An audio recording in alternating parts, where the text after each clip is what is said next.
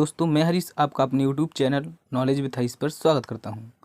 इस वीडियो में हम बात करेंगे जो कि हाल ही में साइक्लोन यानी कि चक्रवात बिपरजॉय जो कि भारत में आया हुआ है। तो इसमें हम बात करेंगे कि यह किन किन राज्यों में आया हुआ है और इसकी चपेट में किन राज्यों के कौन कौन से ज़िले रहे हैं और इस तूफान या साइक्लोन का बिपरजॉय नाम किस देश ने रखा है। तो आप लोग हमारे वीडियो में लास्ट तक जरूर बने रहें। अत्यधिक प्रचंड चक्रवाती तूफान बिपरजॉय के बारे में हम बात कर रहे हैं। एक शक्तिशाली उष्णकटिबंधीय चक्रवात है जो पूर्व मध्य अरब सागर के ऊपर बना है और इसके भारत पाकिस्तान सीमा के पास लैंडफॉल करने की उम्मीद है। यह 2023 दक्षिण हिंद महासागर के चक्रवाती मौसम का तीसरा डिप्रेशन और दूसरा चक्रवाती तूफान है। बिपरजॉय एक डिप्रेशन से उत्पन्न हुआ था जिसे पहली बार 6 जून को भारतीय मौसम विज्ञान विभाग ने चक्रवाती तूफान में परिवर्तित होकर तीव्र होने से पहले नोट किया था। गहरे प्रज्वलित संवहन के कारण चक्रवात लगातार कमजोर होता गया। बिपरजॉय उत्तर पूर्व की ओर तेजी से बढ़ा और एक अत्यंत गंभीर चक्रवाती तूफान के रूप में श्रेणी 3 समतुल्य चक्रवाती तूफान बन गया। इसका इतिहास यानी कि इसका निर्माण कैसे हुआ, तो 1 जून को भारत मौसम विज्ञान विभाग ने अरब सागर में चक्रवाती परिसंचरण की संभावना के कारण निगरानी शुरू की। ग्लोबल फॉरेस्ट सिस्टम और European centre for medium range weather forecast जैसे वैश्विक पूर्वानुमान मॉडल ने तूफान बनने की संभावना का सुझाव दिया। 5 जून को अरब सागर के ऊपर एक चक्रवाती हवाओं का क्षेत्र बना। उसी दिन चक्रवाती परिसंचरण के परिणाम स्वरूप एक निम्न दाब का क्षेत्र बना। अगले दिन यह एक अवसाद के रूप में परिवर्तित हो काफ़ी तेज हो गया। ज्वाइंट टाइफून वार्निंग सेंटर ने सिस्टम पर ट्रॉपिकल साइक्लोन फॉर्मेशन अलर्ट जारी किया।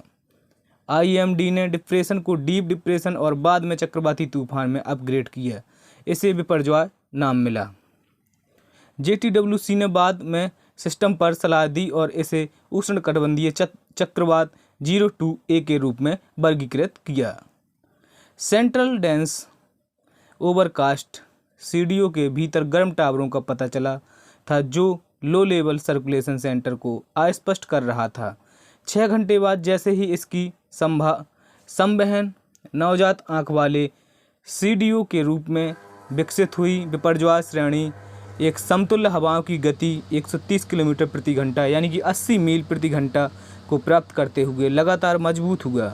7 जून को UTC तक IMD ने इस सिस्टम को एक गंभीर चक्रवाती तूफान के सिस्टम जहां हवा की रफ्तार 100 किलोमीटर प्रति घंटा यानी कि 65 मील प्रति घंटा थी में अपग्रेड किया। बिपरजॉय क्लाउड टॉप्स गर्म हो गया और संवहन फट गया जिसके परिणाम स्वरूप तूफान से ऊपरी स्तर पर बहिर्वार हुआ और इसे अपने सिस्टम कोर की ओर वापस धकेल दिया। बिपरजॉय को 6 UTC पर एक बहुत ही गंभीर चक्रवाती तूफान में अपग्रेड किया गया। इस बिंदु पर यह system Saffir Simpson hurricane wind scale पर श्रेणी 2 समतुल्य उष्णकटिबंधीय चक्रवात बन गया। LLCC से गहरे संवहन विभाजित होने के साथ मध्य पूर्व ऊर्ध्वाधर पवन कतरनी के कारण चक्रवात थोड़ा कमज़ोर हो गया था।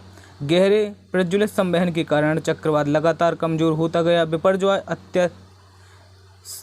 अत्याप्रसृत रूप से तेजी से तीव्र हो गया और 11 जून को श्रेणी 3 समतुल्य चक्रवात बन गया। बिपरजॉय एक बेहद गंभीर चक्रवाती तूफान के रूप में अपनी चरम तीव्रता पर पहुंच गया। अधिकतम 3 मिनट की निरंतर हवाओं के साथ 165 किलोमीटर प्रति घंटा यानी 105 मील प्रति घंटा की गति को इसने प्राप्त किया।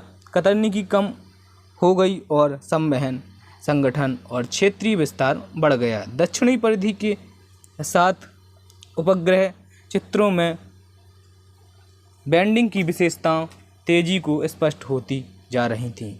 तो चक्रवात के आने से पहले कुछ देशों ने तैयारी की है, हम उसमें बात करेंगे। यानी कि पाकिस्तान ने चक्रवात बिपरजॉय के संभावित प्रभावों को कम करने के लिए अधिकारियों और हितधारकों विशेष रूप से प्रांतीय आपदा प्रबंधन प्राधिकरण ने सक्रिय तैयारी की है।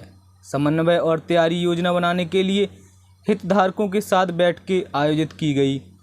पीडीएमए द्वारा प्रासंगिक अधिकारियों को उच्च जोखिम वाले क्षेत्र की पहचान करने, जागरूकता अभियान शुरू करने, निकासी योजना बनाने और खतरे वाले तटीय क्षेत्रों में स्थानीय लोगों की सुरक्षित निगरानी सुनिश्चित करने का काम सौंपा गया। अधिकारियों ने पूरी कराची में होर्डिंग और साइन बोर्ड हटा दिए और कराची में तटीय आवासीय इलाकों को स्वैच्छिक रूप से खाली करने की सलाह दी। भारत ने इसमें क्या क्या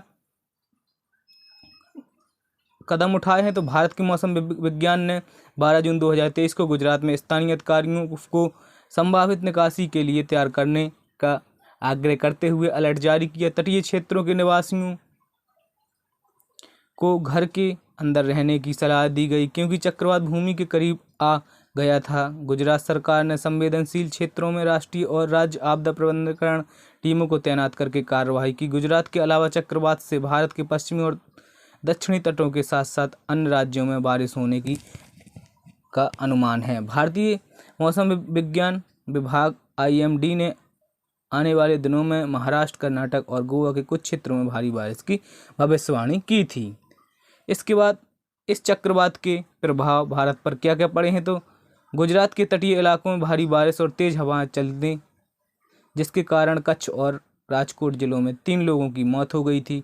मौसम विज्ञान की गंभीर स्थिति के कारण पेड़ उखड़ गए और दीवारें भी ढह गईं। इसके अतिरिक्त कच्छ में मांडवी समुद्र तट पर स्थित तंबुओं को तेज लहरें अपने साथ बहा ले गईं। जैसे ही चक्रवात तट के पास पहुंचा, द्वारका क्षेत्र में उच्च ज्वार आता हुआ दिखाई दिया। पड़ोसी राज्य महाराष्ट्र में भारी बारिश और ऊंची ज्वार की लहरें देखी गई। मुंबई के जुहू इलाके के पास 4 लड़के जो अरब सागर में गए थे और बाद में लापता हो गए थे, वे मृत पाए गए।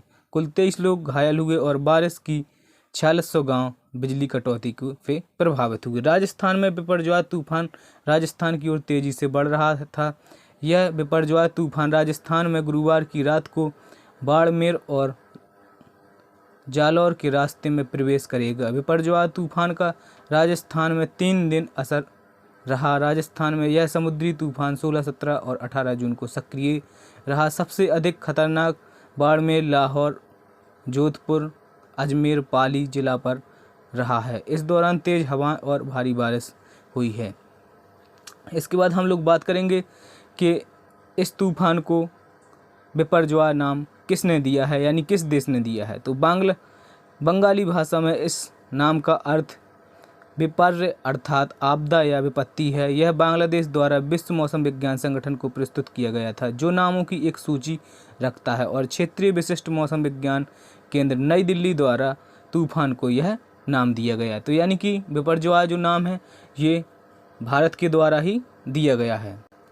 आप लोग कमेंट बॉक्स में ज़रूर बताएं वीडियो कैसी लगी। यदि वीडियो पसंद आई हो तो वीडियो को लाइक करके दोस्तों को शेयर ज़रूर करें, और यदि आप लोग हमारे यूट्यूब चैनल पर नए हैं तो चैनल को सब्सक्राइब करके बेल आइकन प्रेस जरूर कर लें, क्योंकि मैं आपके लिए इस प्रकार की लेटेस्ट जानकारी और फास्ट इन्फॉर्मेशन लेके आता रहता हूं। तो मिलते हैं नेक्स्ट वीडियो में, तब तक के लिए थैंक्स फॉर वॉचिंग। जय हिंद,